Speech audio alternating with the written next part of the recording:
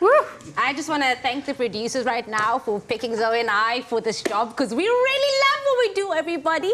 Now, from one chocolate to the next chocolate, introducing our BWELL vegan chocolate cashew squares. It is fudgy, dense, and delicious. These no-bake treats are a great hack, and of course, completely vegan too, which we love. And it is packed with creamy cashews, decadent dates, and the goodness of BWELL canola oil. This is a treat not to be missed, like the one we just saw now. But of course, our own treat is also We're making our own treat, because unfortunately, you know, sometimes you just have to make things work for yourself.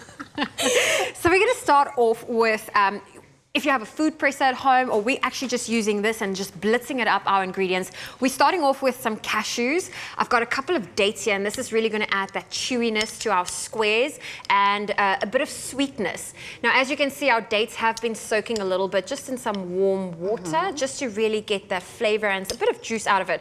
So the whole idea is I'm trying to pour it in here as neatly as possible. And that doesn't always happen, but you know what?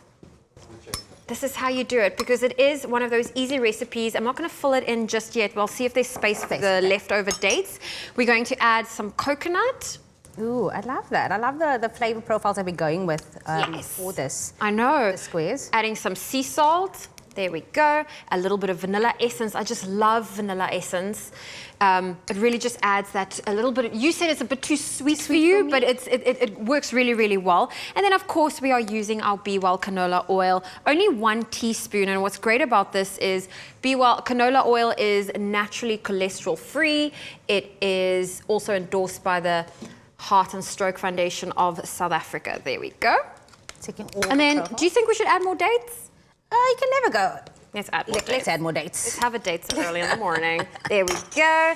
And then we're going to blitz it up. If you find that your texture is a little bit maybe dry, then you can simply just add a tablespoon of water or a teaspoon of water, just to really get that mixture a bit softened up. There we go. There you go. There we go.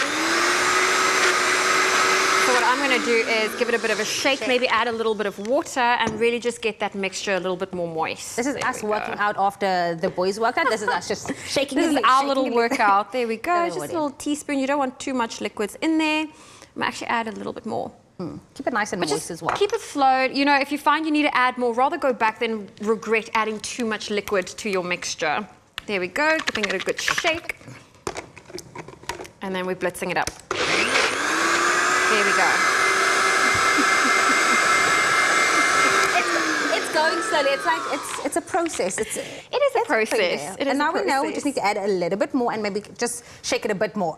There we go. So Jamie, I'm going to actually leave you with that task. Okay. Just to really, I'm going to ask you to actually just use the spoon, bring some of the ingredients we haven't mixed just to the top, and I'm going to start over here with our base. In fact, we need to add this.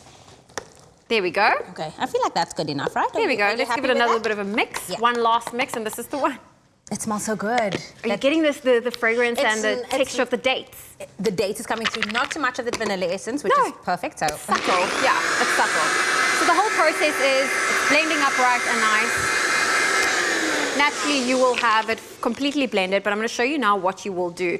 Once it's all blended like that, we're going to add it to our little breadcrumb here. I'm calling it a breadcrumb, but it's a biscuit crumb. There we go. And just that texture as well coming through, that you have the dates, you have those cashew nuts coming through. So it's going to be nice. And the fact that it's so simple and easy, you don't have to bake it at all. Yes. And of course, you just want it blended. You don't you want texture in your squares. So some of our nuts haven't mixed as well as we had. We like a lot of texture. But there you go. Can you see what's happening? It's really, this is what's going to be the base of our square. That looks good. I would eat it just like that. I wouldn't even need to pop it in anyway, just like that. There we go. And now we simply put it into our tray. Make sure you spray it with a little bit of BWELL canola oil. Just give it a good little spray. You line it with a baking sheet and make sure the sheets are popped out. And then we're going to simply add it into our little dish and make sure that you press it nice and tight, and that will really give it that little compact that you need for the square. There we go.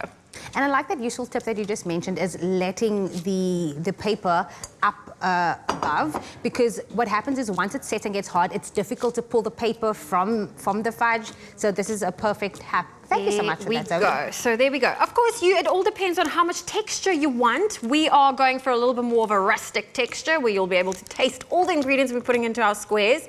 But you can also just then process it a little bit more, blend it up a bit more. But look what I'm doing now. I'm literally just pushing it into our tray. The lining of this baking paper will also really just make it so much easier to take our product out once it has set. There we go. We've got our nice and fun. And then simply we're going to use our melted chocolate and then just simply drizzle it over. Make sure we pop it into the fridge for 2 hours to set. And then a nice little tip to cut it out is to make sure that your knife is nice and warm. That way you can get perfect little slices without ruining the chocolate. And then always you can just use a little bit of hot water and warm up your knife. That there looks we go. Gorgeous, decadent, living for this. And that's the end result over on that side. There we go. So obviously just make sure your chocolate's spread everywhere. If you want to have less chocolate, more of a bit of a drizzle, you can do that. But at the end of the day, we had our kitchen fairies complete this dish for you. And you can see that they spread the chocolate evenly all across. So just pop this dish into the fridge for 2 hours and you have your vegan squares. There we go, no baked treats. And if you want to get your hands on this recipe, expressoshow.com is where you'll find it. I want to taste one.